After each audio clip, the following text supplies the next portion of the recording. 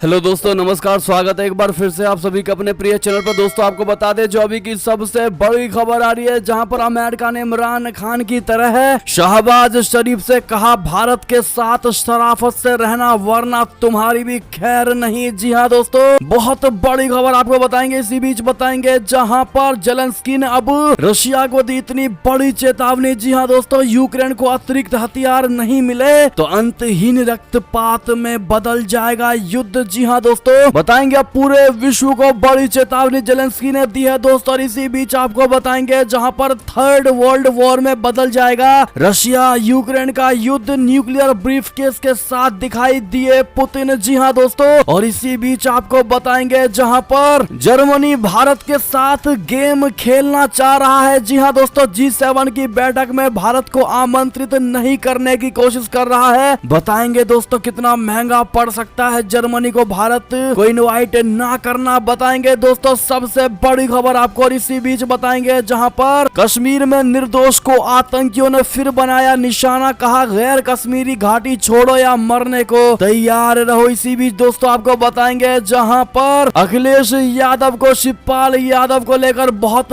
तगड़ा झटका लगा है। जी हाँ दोस्तों, बताएंगे क्या है बड़ी खबर। और इसी बीच आपको बताएंगे जहां पर इस राज्य के 5 लाख से ज्यादा किसानों के खाते में नहीं आएगा पीएम किसान सम्मान निधि का पैसा। इसकी वजह बेहद चौंकाने वाली है दोस्तों। बताएंगे किस राज्य की बात कर रहे हैं। और साथ ही रेलवे का बहुत बड़ा फैसला, अब टिकट बुक करवाते समय यात्रियों को मिलेगी बहुत बड़ी राहत। बताएंगे दोस्तों क्या राहत मिलने जा रही है, तो हर तरह की खबर दोस्तों आपको हम बताने वाले हैं, तो आराम से बने रहिएगा वीडियो के अंत तक। और अभी खबरों में आगे बढ़ने से पहले हमेशा की तरह मानते हैं कि मोदी जी हैं तो हर चीज संभव है। भारतीय सेना है तो अपना देश गर्व से जी रहा है और आपको भी भारतीय होने पर शान है दोस्तों। और मानते हैं कि भारत देश नंबर 1 देश है और भारत की विदेश नीति सबसे टॉप की है, सबसे बेस्ट है। तो इस वीडियो को भी कर दीजिए लाइक, चैनल को कर दीजिए सब्सक्राइब, बेल आइकन दबाइए, साथ ही कमेंट बॉक्स में लिख दीजिएगा जय हिंद। जी हाँ दोस्तों, तो चलते हैं पहली और सबसे बड़ी खबर की तरफ, जहां पर अमेरिका ने इमरान खान की तरह शहबाज शरीफ से कहा भारत के साथ शराफत से रहना वरना तुम्हारी भी खैर नहीं। बता दें दोस्तों जो बड़ी खबर है, दुनिया के सामने भारत की छवि पिछले कुछ सालों में काफी ऊपर पहुंच गई है। प्रधानमंत्री नरेंद्र मोदी जी दुनिया के उन ताकतवर नेताओं में शामिल है जो कुछ भी बोले तो दुनिया उन्हें बड़े गौर से सुनती है। पीएम मोदी जी के आने के बाद से भारत इंटरनेशनल लेवल पर काफी मजबूत हुआ है। आज दुनिया भर के देश भारत के साथ जुड़ना चाहते हैं। आज अमेरिका भी भारत के साथ अपने संबंध काफी मजबूत करना चाहता है। अमेरिका और भारत कई मामलों में एक दूसरे के साथ हैं और अमेरिका ने भारत संग अपनी दोस्ती दिखाते हुए पाकिस्तान को फटकार लगाई है और कहा है कि मुंबई और पठानकोट हमले में दोषियों पर तत्काल कार्रवाई करे। नए प्रधानमंत्री शहबाज शरीफ के सत्ता संभालते ही भारत और अमेरिका ने पाकिस्तान को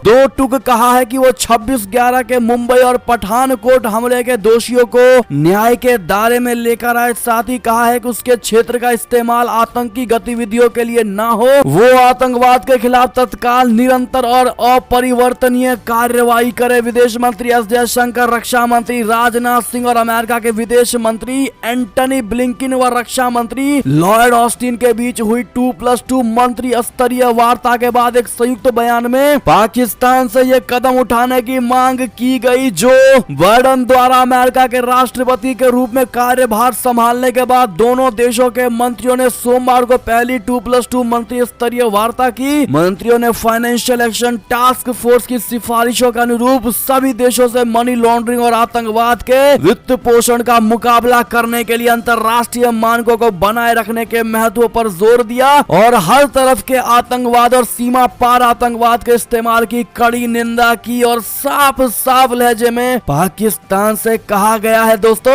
नए पीएम यानी शहबाज शरीफ को कि नए से पीएम बनने के बाद पाकिस्तान नया होना चाहिए, अपने पड़ोसियों से शराफत से रहना चाहिए। यानी कि भारत के खिलाफ दोस्तों किसी भी प्रकार की छोटी सी आंच अमेरिका बर्दाश्त नहीं करना चाहता। या तो ये सच्चाई है दोस्तों या फिर दिखावे की राजनीति है अमेरिका की भी, क्योंकि भारत के साथ काफी ज्यादा अमेरिका का भी इंटरेस्ट जुड़ा हुआ है दोस्तों। अब देखना होगा आखिर कैसा रिश्ता है अमेरिका का भारत के साथ। अगली बड़ी खबर की बात करें दोस्तों, लेकिन उससे पहले आपकी अपनी क्या राय होगी दोस्तों भारत का अमेरिका के रिश्ते को लेकर बताइएगा जरूर, और शहबाज शरीफ को लेकर आपकी क्या राय है बताना मत भूलिएगा। अगली खबर की बात करें जहां पर अब खुद यूक्रेनी राष्ट्रपति जेलेंस्की ने दी चेतावनी, कहा यूक्रेन को अतिरिक्त हथियार नहीं मिला तो अंतहीन रक्तपात में बदल जाएगा युद्ध। जी हां दोस्तों, यूक्रेन के राष्ट्रपति वोलोडिमिर जेलेंस्की ने कहा है कि अगर हमें अतिरिक्त हथियार नहीं मिले तो ये युद्ध अंतहीन रक्तपात, पीड़ा और विनाश में बदल जाएगा। एक वीडियो संबोधन में जेलेंस्की ने कहा है कि रशिया ने जो योजना बनाई थी उसके मुकाबले कहीं अधिक बेहतर तरीके और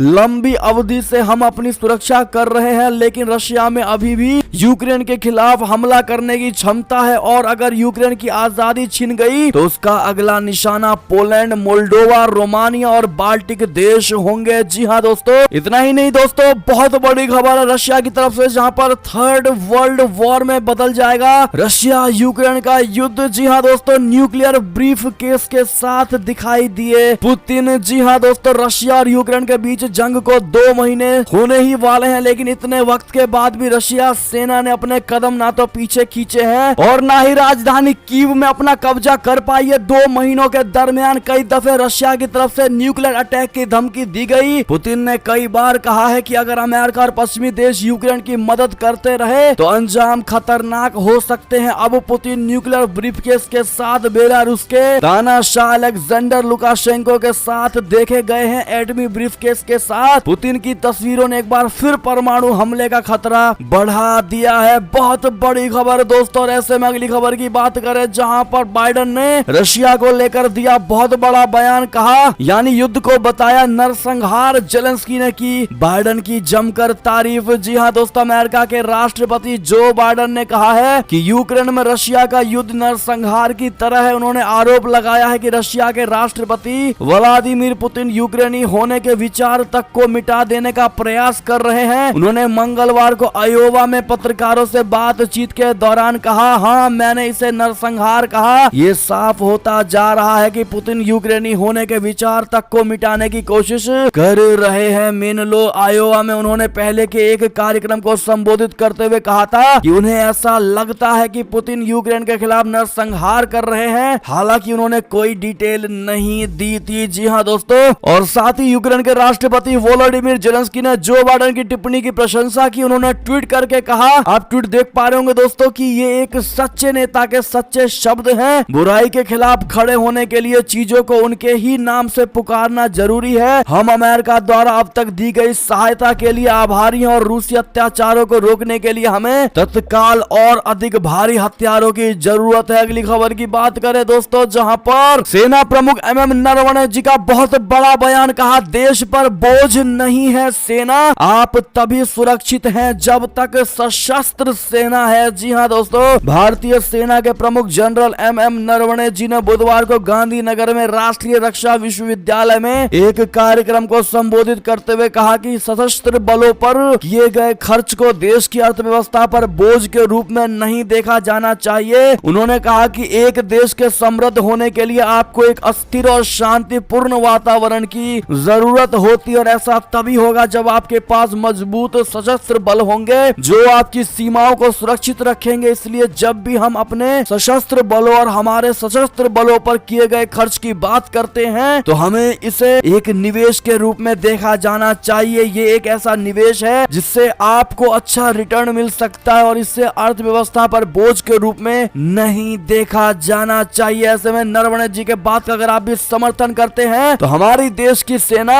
हमारी शान है, हमारी आन है, बान है। कमेंट में लिखकर जरूर बताइएगा दोस्तों, और इस वीडियो को ज्यादा से ज्यादा शेयर करिएगा अपने भाई बंधुओं में। और प्लीज दोस्तों, जिन्होंने अभी तक वीडियो को लाइक नहीं किया, एक लाइक जरूर कर दीजिएगा। अगली खबर की बात करें जहां पर जर्मनी की बहुत बड़ी चाल। जी हाँ दोस्तों, G7 की बैठक में भारत को नहीं करना चाहता आमंत्रित। जी हाँ दोस्तों, PM मोदी जी से है गुस्सा, यूरोप खेल रहा है क्या डबल गेम। आपको बता दें इस साल जून में होने वाली G7 की बैठक में जर्मनी बतौर मेहमान राष्ट्र भारत को आमंत्रित नहीं कर सकता है। रिपोर्ट के मुताबिक यूक्रेन पर हमला करने वाले रशिया की निंदा नहीं करने को लेकर जर्मनी PM मोदी जी से गुस्सा है और इसी नाराजगी के चलते इस बार जर्मनी भारत को बतौर गेस्ट नहीं बुला सकता है। मामले के जानकार अधिकारियों के मुताबिक जर्मनी इस बात पर बहस कर रहा है कि क्या प्रधानमंत्री नरेंद्र मोदी मोदी जी को जून में आयोजित होने वाले 7 देशों के शिखर सम्मेलन में आमंत्रित किया जाए या नहीं। जर्मनी बवेरिया में बैठक में सेनेगल, दक्षिण अफ्रीका और इंडोनेशिया को अतिथि के रूप में शामिल करने के लिए तैयार है, लेकिन भारत अभी भी विचाराधीन है। गोपनीय मामलों पर चर्चा करते हुए पहचान जाहिर नहीं करने की शर्त पर एक अधिकारी ने कहा है कि भारत यूक्रेन में युद्ध शुरू होने से पहले तैयार की गई G7 की सूची में शामिल था, लेकिन यूक्रेन युद्ध में भारत के रुख को देखते हुए अभी तक अंतिम फैसला नहीं लिया गया है। जी हाँ दोस्तों, यानी कि दोस्तों जर्मनी ये चाहता है कि भारत जो है वो रशिया की बुराई करे, तभी हम उनको G7 की बैठक में बुलाएंगे। लेकिन दोस्तों आप जर्मनी को क्या जवाब देना चाहेंगे कमेंट में लिखकर जरूर बताइएगा, क्योंकि हमारा भारत आत्मनिर्भर भारत है। हमें ना बुलाए हमें कोई फर्क नहीं पड़ता, क्योंकि भारत की और खासकर मोदी सरकार की दोस्तों सबसे पहली नीति है अपने देश और जनता का हित। जी हाँ दोस्तों, उसके विरुद्ध मोदी जी बिल्कुल नहीं जा सकते। आपकी इस पर क्या राय है कमेंट करके जरूर बताइएगा। अगली बड़ी खबर की बात करें, जहां पर राजनाथ सिंह पहुंचे हवाई, अमेरिका की भारत प्रशांत कमान मुख्यालय का लेंगे जायजा। रक्षा क्षेत्र के लिए अहम है ये यात्रा। जी हाँ दोस्तों, रक्षा मंत्री राजनाथ सिंह अपनी अमेरिका यात्रा के अंतिम चरण में बुधवार को हवाई पहुंचे। यहाँ वे होनोलुलु में स्थित अमेरिका की भारत प्रशांत रक्षा कमान मुख्यालय का जायजा लिया। यह अमेरिकी सेना की एकीकृत कमान है जो एशिया प्रशांत क्षेत्र के लिए बहुत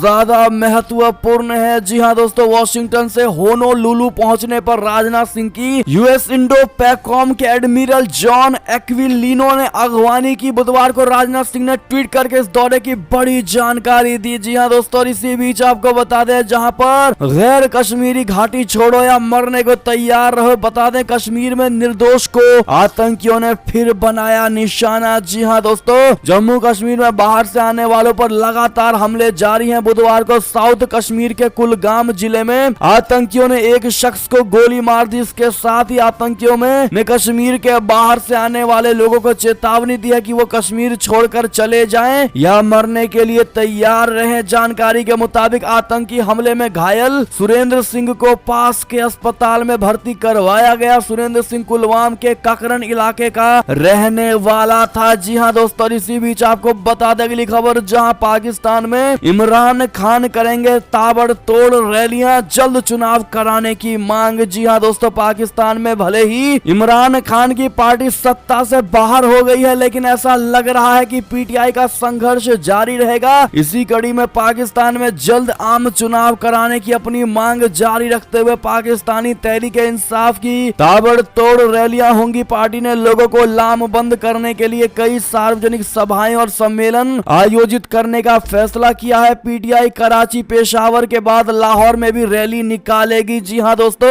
दरअसल डॉन की एक रिपोर्ट के मुताबिक पाकिस्तान के पूर्व प्रधानमंत्री इमरान खान की पार्टी पीटीआई ने फैसला किया है कि पेशावर और कराची की सार्वजनिक सभा के बाद वो अगले हफ्ते लाहौर में होने वाली रैली में सरकार को आश्चर्यचकित करने वाला कदम उठाएगी। पीटीआई ने देश भर में विरोध प्रदर्शन करने का फैसला लिया है। पार्टी ने राष्ट्रीय सुरक्षा पर संसदीय समिति की सभी बैठकों का बहिष्कार करने का भी फैसला किया है। पार्टी ने मांग की है कि सुप्रीम कोर्ट पीटीआई सरकार को गिराने की साजिश पर एक जांच आयोग का गठन करे। जी हाँ दोस्तों, इसी बीच आपको बता दें, प्रधानमंत्री नरेंद्र मोदी जी ने देवघर रोपवे हादसे के रेस्क्यू ऑपरेशन में शामिल जवानों से की बात, कहा देश को आप पर गर्व है। जी हाँ दोस्तों, प्रधानमंत्री नरेंद्र मोदी जी झारखंड के देवघर जिले में त्रिकुट पहाड़ पर हुए रोपवे हादसे के रेस्क्यू ऑपरेशन में शामिल रहे जवानों से बात किया। प्रधानमंत्री मोदी जी ने देवघर रेस्क्यू ऑपरेशन में शामिल भारतीय वायुसेना, भारतीय सेना, एनडीआरएफ, आईटीबीपी, स्थानीय प्रशासन और नागरिक समाज के कर्मियों से बात करके वहां की स्थिति और ऑपरेशन में आने वाली दिक्कतों के बारे में जानकारी लिया। आपको बता दें कि इस हादसे में 3 लोगों की मौत हो गई, जबकि 60 से ज्यादा लोगों का रेस्क्यू ऑपरेशन के जरिए बचा लिया गया। जी हाँ दोस्तों, प्रधानमंत्री नरेंद्र मोदी जी ने कहा आपने 3 दिनों तक 24 घंटे लगकर एक मुश्किल रेस्क्यू ऑपरेशन को पूरा किया और अनेक देशवासियों की आपने जान बचाई है। पूरे देश ने आपके साहस को सराहा है। मैं इसे बाबा वैद्यनाथ जी की कृपा मानता हूँ। हालांकि हमें दुख है कि कुछ साथियों का जीवन हम नहीं बचा पाए, उन अनेक साथी घायल भी हुए। पीएम मोदी ने कहा देश को गर्व है कि उसके पास हमारी थल सेना, वायुसेना, एनडीआरएफ, आईटीबीपी के जवान और पुलिस बल के रूप में ऐसी कुछ कुशल फोर्सेस हैं जो देशवासियों को हर संकट से सुरक्षित बाहर निकालने का मादा रखती है। बहुत बड़ी बात। अगर आप भी दोस्तों मोदी जी के इस तारीफ की सराहना करते हैं तो भारत की सेना सबसे नंबर 1 सेना है, कमेंट में लिख दीजिएगा। अगली खबर की बात करें जहां पर बेलारूसी राष्ट्रपति अलेक्जेंडर लुकाशेंको ने क्यों कहा कि रशिया, चीन और भारत एक साथ आए। जी हां दोस्तों, बेलारूस के राष्ट्रपति अलेक्जेंडर लुकाशेंको ने भारत को लेकर एक बयान दिया है जिसकी चर्चा हो रही है। दोस्तों,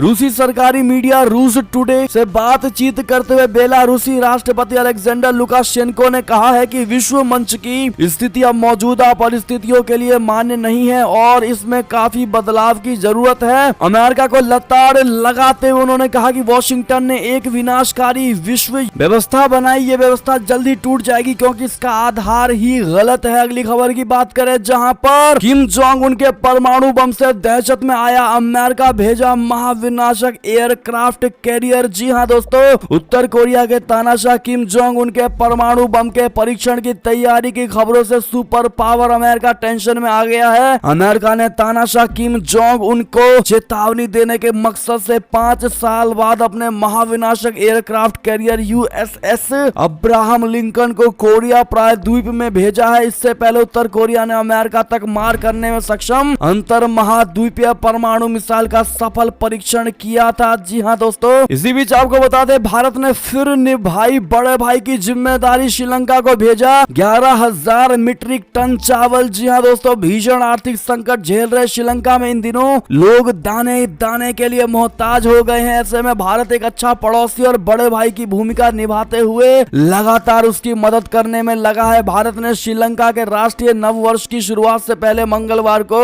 11,000 मीट्रिक टन चावल की खेप भेजी है। जी हां दोस्तों, इसी बीच आपको बता दें जहां पर रशिया यूक्रेन युद्ध के बाद भारत अपने हथियार कहां से खरीदेगा। आपको बता दें यूक्रेन पर रूसी हमले के बाद से रूसी हथियारों के सबसे बड़े खरीदार भारत की दिक्कतें बढ़ गई हैं, ऐसा जियोपॉलिटिकल एक्सपर्ट्स ने कहा है। एक्सपर्ट्स ने कहा है कि नई दिल्ली को यह चुनना होगा कि लंबे वक्त तक रशिया से भारत का आयात किया जाए या नहीं, और इसके साथ ही इस बात पर खासा ध्यान देना होगा कि मामले को लेकर सबसे बेहतर विकल्प क्या है। जी हां दोस्तों, एक्सपर्ट्स के मुताबिक भारत के पास 4 प्रमुख ऑप्शन है। पहला ये कि रूसी हथियारों पर प्रमुख तौर पर निर्भर रहे, दूसरा ये कि वैकल्पिक व्यवस्था की तलाश करे और विविधता लाए, और तीसरा ये कि स्वदेशी उत्पादन पर जोर दे। इसके साथ ही भारत इन तीनों ऑप्शन को साथ लेकर भी चल सकता है। ऐसे में दोस्तों कौन सा ऑप्शन भारत के लिए सबसे बेस्ट होगा इन चारों में, जरा कमेंट में लिखकर जरूर बताइएगा। अगली खबर की बात करें दोस्तों जहां पर दिल्ली के साथ साथ मुंबई में भी कोरोना ने पकड़ी तगड़ी रफ्तार। 17 मार्च के बाद एक दिन में मिले सबसे ज्यादा केस। जी हां दोस्तों, कोरोना वायरस के चौथी लहर की आहट लगने लगी है। राजधानी दिल्ली के बाद मुंबई में भी कोरोना वायरस के मामलों में बढ़ोतरी देखने को मिली है। मुंबई में बुधवार को 17 मार्च के बाद एक दिन में सबसे अधिक 73 मामले सामने आए हैं। हालांकि राहत की बात यह है कि कोरोना वायरस से किसी की जान नहीं गई है। दोस्तों, बृहन मुंबई नगर निगम के बुलेटिन में कहा गया है कि कोविड-19 के कारण कोई ताजा मौत नहीं हुआ है। मुंबई में मरने वालों की संख्या 19,560 पर रुक गई है। बीएमसी ने कहा है कि 73 में से 68 मरीज बिना लक्षण वाले हैं, जबकि 5 को अस्पताल में भर्ती करा दिया गया है। जी हाँ दोस्तों, और इसी बीच डोमेस्टिक खबरों की बात करें जहां आजम खान के समर्थन में सपा नेता ने दिया इस्तीफा, अखिलेश पर साधा निशाना। जी हाँ दोस्तों, उत्तर प्रदेश विधानसभा चुनाव और अब यूएमएलसी चुनाव में मिली करारी शिकस्त के बाद समाजवादी पार्टी के नेता अपने राष्ट्रीय अध्यक्ष अखिलेश यादव के खिलाफ मुखर होते नजर आ रहे हैं। आजम खान के समर्थन में एक और बड़े नेता ने पार्टी के खिलाफ आवाज बुलंद की है। सुल्तानपुर के लुम्बुआ से सपा के विधानसभा सचिव सलमान जावेद राइन ने अपने पद से इस्तीफा दे दिया है। साथ ही अखिलेश यादव पर निशाना साधते हुए कहा है कि जो कायर नेता अपने विधायकों के लिए आवाज नहीं उठा सकता वो आम कार्यकर्ताओं के लिए क्या आवाज उठाएगा। सलमान जावेद राइन ने अखिलेश पर मुसलमानों के लिए ना बोलने का भी आरोप लगाया है। दोस्तों, इसी बीच आपको बता दें जहां एनसीपी के नेता नवाब मलिक पर डबल अटैक, ईडी ने अब जब्त कर ली 8 संपत्तियां। जी हां दोस्तों, महाराष्ट्र के मंत्री नवाब मलिक की 8 संपत्तियों को प्रवर्तन निदेशालय ने जब्त कर लिया है। उनके खिलाफ मनी लॉन्ड्रिंग एक्ट के तहत ये कार्रवाई की गई है। 62 वर्षीय एनसीपी नेता फिलहाल न्यायिक हिरासत में है। उन्हें 23 फरवरी को दाऊद इब्राहिम और उसके सहयोगी से जुड़े मनी लॉन्ड्रिंग केस में गिरफ्तार किया दिया गया था। साथ ही आपको बता दें दोस्तों, जहां पर संजय राउत ने राज ठाकरे को बताया बीजेपी का लाउड स्पीकर। जी हां दोस्तों, शिवसेना सांसद संजय राउत ने बुधवार को कटाक्ष करते हुए कहा है कि राज ठाकरे केंद्रीय जांच एजेंसियों से माफी हासिल करने के बाद भाजपा के लाउड स्पीकर बन गए हैं। इसलिए एक दिन पहले महाराष्ट्र नवनिर्माण सेना यानी मनसे प्रमुख ने समान नागरिक संहिता की वकालत की और देश में जनसंख्या वृद्धि की को नियंत्रित करने की आवश्यकता पर बल दिया। और ऐसे में दोस्तों उनका कहना है कि राज ठाकरे बीजेपी पार्टी के लाउड स्पीकर। ऐसे में दोस्तों आप